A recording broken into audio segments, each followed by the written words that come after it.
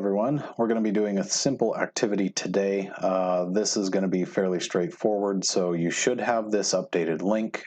If not, this is the link you're going to have to use, distance.cecs.right.edu/#EGR 1010/lab5, so it should be in your announcements. If it's not, make sure it gets there. So here's what we're going to be doing for this particular lab. What we're going to be doing is running these. Your screen will start out like this. You're going to run these at a few different hertz, so a few different data sampling rates. We haven't gotten too far into these yet.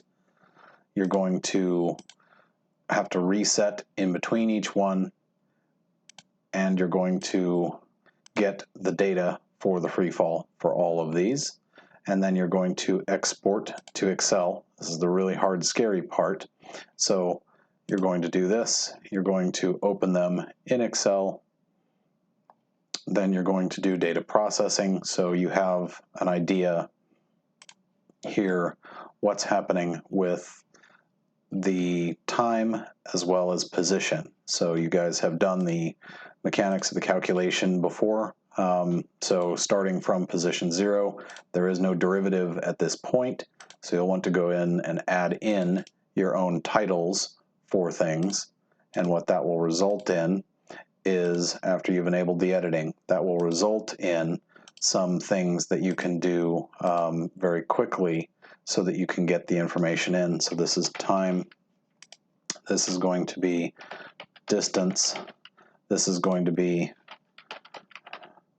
derivative, and this is going to be in, I think theirs was meters per second.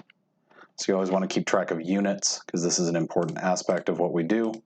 You're going to start by taking the difference, again the delta, and you set up your formula. For those of you that still aren't very familiar with Excel, you set up your formula and the mechanics.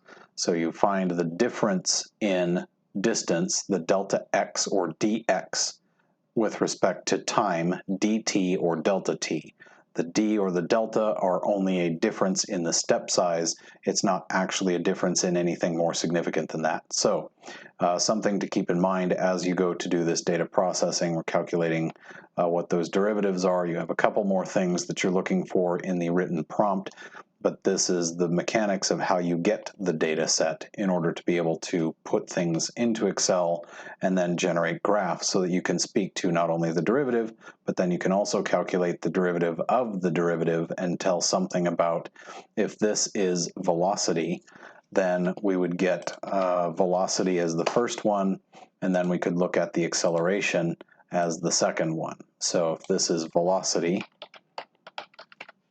you could do a calculation quickly on acceleration and get the information that you need. So this should be sufficient to capture most of what you're going to need for this particular project. If not, then ask your instructors for further clarification, but the mechanics of this lab are pretty straightforward. Thanks, good luck.